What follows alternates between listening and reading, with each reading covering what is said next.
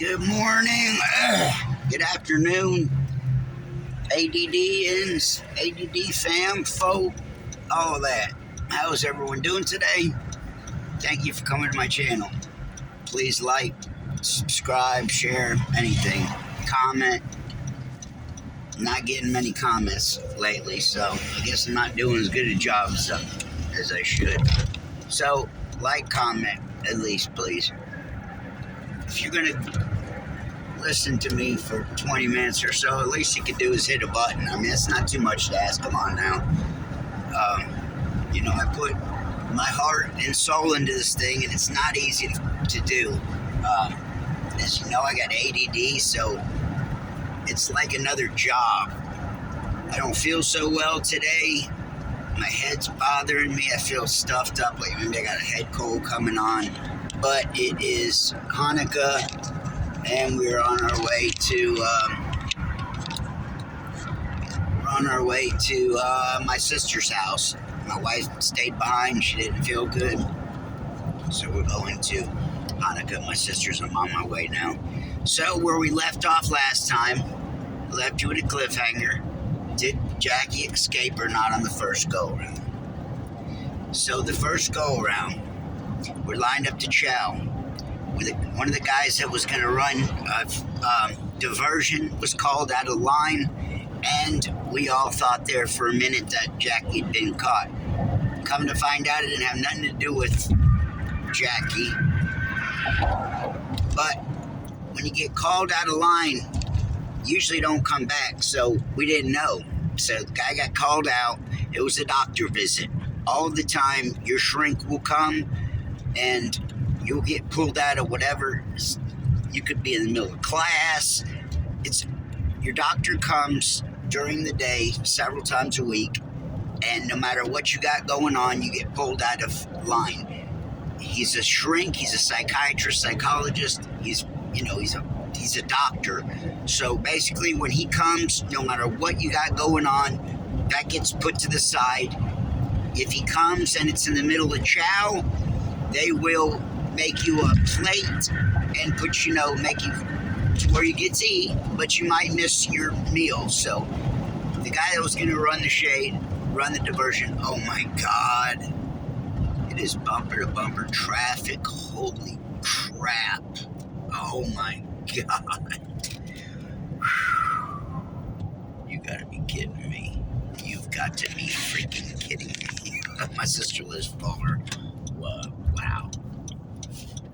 You gotta be kidding me. Holy crap.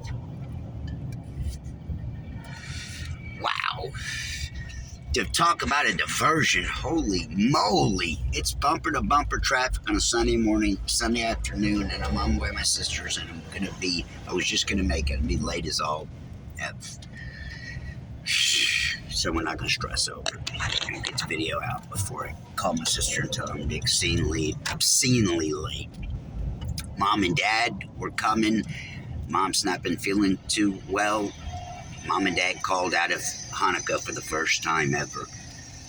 So this is a milestone. Mom and Dad are in their 80s, and it's the end of their era.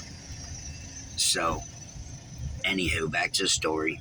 So the kid that was going to do the thing, he was going to make a fake fight.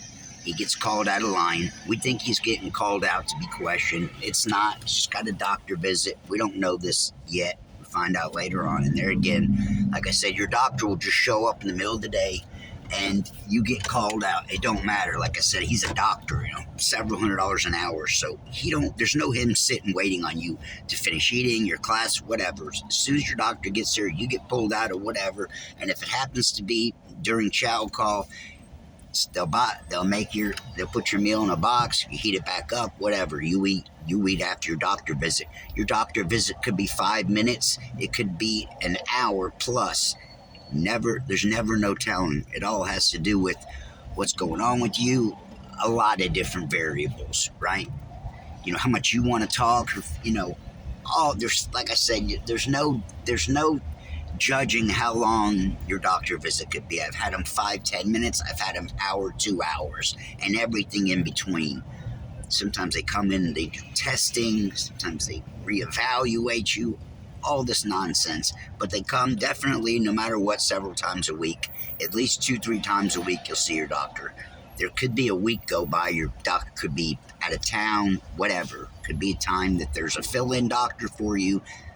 This is this kid's doctor day. We don't know this. So we're lined up to chow, and everybody's thinking that we're whatever, that we're caught, that they found out the plan. So Jackie's going for it anyways. So there's, I can't remember how many people in line. There's quite a few of us. And Jackie's going for it. We're lined up. We're at the gate. About to take, he's now got, we're lined up to the door. And we're on our way. We're outside now. And we're lined up to the door to chow. And me and another guy cough and slap each other. Me and two guys, those are the guys that knew who was gonna, who was game and who was not. Whoever would cough, a guy would signal. There was two of us that coughed at the same time. Walked over to him, smacked him in the head. He smacked me in the head, and we had a slap box contest right then and there. Jackie's gone. And he's gone for the gate. And I forgot to mention the part where there's orderlies, there's Dr. Strong. Well, not every time we go to chow is it the big, huge black guy. Okay, he works the majority of the days, but there's many times that we go to chow and we go work out, and there's other orderlies. He's the fastest, the quickest. This morning is not the black guy. This morning is this older man, gray hair. He smokes cigarettes. I was 15, so things were real vivid in my mind at this time. Like for instance, I remember this guy. I smoked before I went. I wasn't majorly addicted to cigarettes, but I liked cigarettes. I remember at the time, and I remember every day that I'd be staring at this guy. And he's got a pack. He'd always have that shirt pocket with a pack of cigarettes, and he'd smell like smoke. So there was many times that we'd come behind him and pick up his cigarette butt, and we'd go back to our room and we'd do what they call pop the socket, and we'd relight cigarette butts. So this guy was a smoker. Jackie takes off for it. It's old man Smoky Bones, and he takes off, and Buddy's is chasing after him, and Jackie's got the lead. Got a good lead on this guy. When they say over the microphone, Dr. Strong, Dr. Strong. And as soon as they do that, and I'll show you the building eventually, there's microphones everywhere. They call Dr. Strong. The whole place is like on lockdown. It's a security breach, right? So when they call Dr. Strong, an orderly from every building will come running out. So there's literally like 4 or 5 guys. This guy might be over here in this building. This guy's over here. There's a cottage that we went to school in. So there's an orderly that's down at the school. It could be a teacher. Sometimes it was female. It could be a mixed variety of people that would come chasing you. This morning, it's old man Smoky Bones who's taking us to breakfast, and that's the only way Jackie made it. So when they call Dr. Strong, there's literally adults come running out of each and every building and chase. But there again, you had to, we were kids, so now if I try to get away, I wouldn't get away. It'd fall on my face. But at this time, Jackie was in shape, all of us in shape. He outran this man by far. He outran all the adults that come running out of the building. He gets all the way out to the street, and his car's out there. His car squeals off, right? His dumbass friend is in sight. He shouldn't be. Jackie comes running across the way, and like I said, as soon as you make it to the grass, as soon as you make it to the street, it's done. You're free man. He makes it all the way to the street, and as soon as he gets to the other side of the street, his dude takes off, leaves him sitting. It looked stupid, right? So Jackie's looking around, and he goes running after his friend. He must get down the street some, and his friend turns around. But we see his friend squealing out, and Jackie don't get to just run over and get in his friend's car. His friend takes off and leaves him standing there. But as soon as you get to the grass, you're a free man. They don't put their hands on you or nothing. They give up. So Jackie's out in the street now, and his buddies done taken off, and all the adults that had run out there are now like have their, you know, when you have your hands on your knees, catching your breath. All these adults are out there catching their breath, but they're only like 20, less than 10, 20 yards from Jackie. But he's a free man. He's off the property. So Jackie makes it the first time, and he's sitting there looking around, waiting for his buddy, and then he catches his breath and takes off down the street. Eventually meets up with his friend and leaves. Okay, as I discussed, he broke out of there a few times. There were several people that broke out of there. This is how I first started to put these kind of things together. Let me explain. Revolving around addiction. I was 15. This is, way before my heavy drug use. So I can remember distinctly when Jackie would come back, and he wasn't the only one, but he was the main one. He said he escaped twice and was caught. And I think he even escaped another time. Like I say, he was there over 2 years. And he escaped and got caught while I was there. And so when he comes back, he's done. He's been gone a few days, a week. I don't remember exactly how long it was. And he comes back.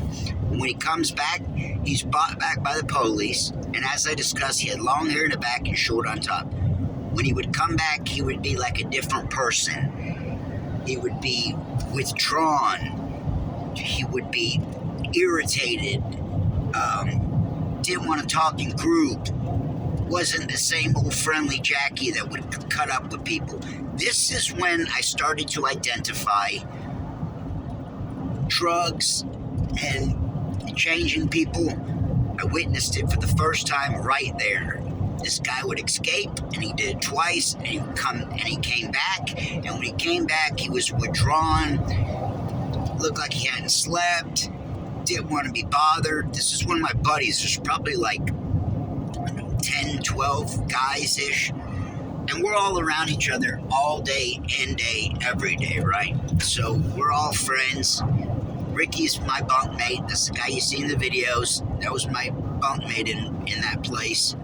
And so he comes back, and he's not only, aggravated and not happy with the situation. You can see it in his eyes. You can see it in his mannerisms. You can tell he's been doing whatever he's been doing. And there again, this was the first time that I ever experienced this kind of thing. Be around people that were coming off of drugs. I don't know what his drugs were. I don't know what he did while he was gone. But there again, when he would leave and he'd come back, he was a different person.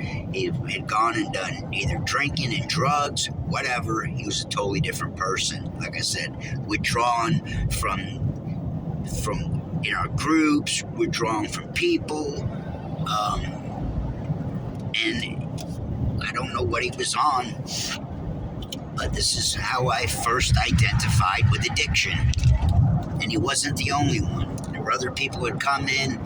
They weren't the kind of dealing with addiction like that I've spoken on. We're not talking about heroin addicts and crackheads. We're talking about guys who smoking weed, maybe do a little bit of cocaine, acid every now and then. 15 to 17. I don't know about where everyone else lives and grew up, but I hear all these stories about people, addicted to heroin and this and that at 17, 18. I never knew any of that. I never knew about addiction until addicted to heroin and crack until my later years. So there was another guy in there with us, and he was the same. He used to tell us about how he was addicted to Valium, and he wanted Valium so bad. And really, he was just like a tool. Everybody knows what a tool is, just like a clown, Oh, my Valium addiction. And back then, I didn't even really know or understand. It wasn't until, recently that I thought back to, what a clown this guy was. Telling us, everyone had their thing. I pretended to be more of a acid taking, pot smoking guy. I pretended more to be than I was in this place, right? So you try to fit in. This guy's fit in mechanism was he was such a value. He was so addicted to value. Clownery, right? So, as I discussed, Jackie made it the first time. And when he came back, he was a different person. When you come back, you get brought back by the police. And Jackie was on, I guess you would call house arrest. So, if he wasn't in this place, so he was in trouble with the law the whole time, right? He was court ordered to be in this place, 2+ years, court ordered rehab. So, and there again, I'm sure there was more that meet the eye than my little 15-year-old brain knew and understood. He could have been a heroin addict. I don't know. He could have gone off and done whatever he would go off and do. Obviously changed him, and he'd come back and he would be. They would medicate him, and they medicated all of us. So get that straight. Med call. I was 15, had bad ADD, ADHD. Still do, but at that time, it was under, what you considered under control, diagnosed. I was on medicine for it. So was everyone in there. I can't think back to really anybody in there that wasn't given some medicines. So I've been medicated since 5 years old. In this place, I started to identify, maybe develop, start to develop some some mental, I don't know what you'd call it, dependency, a mental dependency, if you get what I'm saying. I can remember these developing in these days. Me and Jackie and Sean and Kevin and Billy and Ricky and whoever else was in there. Like I said, about 10 to 15 guys and 10 to 15 girls at all times. They'd switch out a lot, but for the most part, the majority of those people were in there the whole time I was in there. It was them, and who else was there? Billy, Jackie, Sean, Ricky, I spoke of, and there's others, and I'm missing a few. And the girls, as I discussed, was this hot whore, Jennifer Nipper, and this girl Candy that was a sexual battery, sexually abused survivor, whatever, was in there, and we were all lined up to med line every day, right? So this is when I started to identify with drugs, with seeing other people taking drugs. It started what I believe, it started my addictive drug-seeking behaviors. Started then, watching all these other people just like myself being fed drugs every day, all day long. I'd get fed drugs in the morning, I'd get fed drugs in the afternoon, and then I would get lithium. I think it was at that time, it was a sedative at night to counteract it and to knock you out to sleep. These were those formative days and starting times of addiction. Like I said, I can, remember now seeing all these other people taking drugs. And before then, I'd never witnessed anything like that. So I'm saying it's always just, I wake up, my mom gives me an ADD pill, and I'm on to school. Well, watching all these other people taking all these pills several times a day and hearing these people's stories about Sean, his cocaine cells, and the guy in his Valium, and how much he loved Valium, and Kevin and all his acid stories and his weed and his drug stories. And Ricky's the same. Ricky came from a background of drugs, and so it became a kind of a club for druggies, right? So, like I said, this is from that place forward is how I met Kevin. Is how my mind is my psyche kind of winged that way to want to do drugs, to know I needed drugs, to have to take drugs. That place put drugs on the map for me. As soon as I got out of there, I knew Kevin. I met Kevin Taylor in there. He was, like I discussed, he was the biggest acid distributor in several school districts, and he's now my close buddy in high school, okay?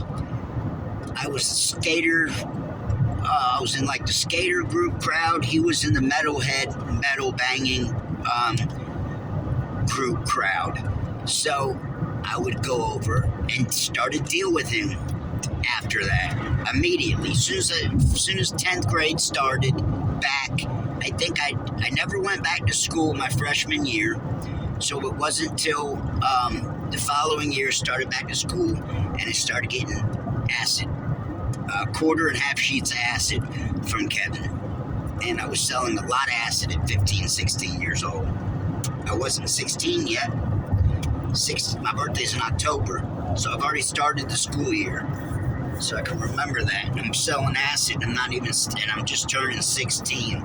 So those are the formative years of the implanted psyche of drugs, taking drugs. It all stems back in my mind to then, to watching other kids taking drugs, and it kind of set a pattern for me. And I don't blame nobody. I don't blame my parents. I don't blame whoever.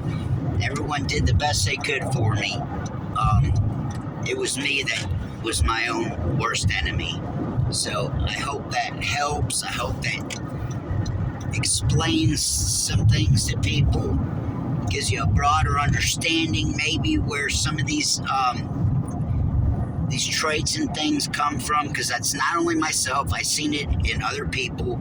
I've known a lot of people who've been in and out of rehabs, mental institutions all of my life, stemming back, like I said, from 15, 16. When I went to school, I was in LD class, so most of the guys in my class were like me, ADD, so therefore did drugs outside of the drugs that we were given.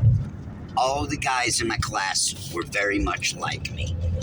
Paul Parsons was in my class. If you know my story, if you don't, Paul Parson was a skinhead, and his sister worked at Superhero 313, and she had an affair with Rob Lowe. The actor Rob Lowe came to 313 in Marietta, Georgia, got his haircut, met my buddy's sister, and they had sex, and she was underage, and it became a huge thing. You can look this up. Look up the Jane Parsons Rob Lowe affair, the 80s or something along those lines. You can find what I'm saying. Marietta, Georgia. They had my buddy Paul Parsons, the guy in my class. They had him on the news talking crap. LD kid, this, that, and the other, skinhead. I don't remember exactly the details, but I remember they put his name on the TV, and it became a thing. They were the same as at rehab. There were a news crew at our high school over that. And there again, I'm not going to tell you something that you can't fact check me. Jane Parsons, Rob Lowe affair. So Paul was another guy in my class, skinhead. Both of us always had to have pot, was doing acid, was sneaking out or leaving. We would skip the last period, or we might skip several periods and go to Winn-Dixie, walk to Winn-Dixie, steal Mad Dog, and get drunk. I did this a lot all through high school. So did Paul Parsons. So did most of the guys that were in my LD class. This is where these addictive drug and drinking tendencies and behaviors stemmed from. I hope you get something out of this. I hope it entertains you. This is the first time. Jackie got away the first time. And there again, when he came back, he was a different person. And when he come back, he was a zombie. So they drugged us, but they didn't really zombieify us. So let me clear that up. But when I was in the mental institution, the first one with the adults, all those people were getting zombified. They don't do the same to kids 15, 16, 17 that they do to adults. I've been in a couple of different adult situations, and I've been in a couple of youth situations. We haven't gotten there yet. I still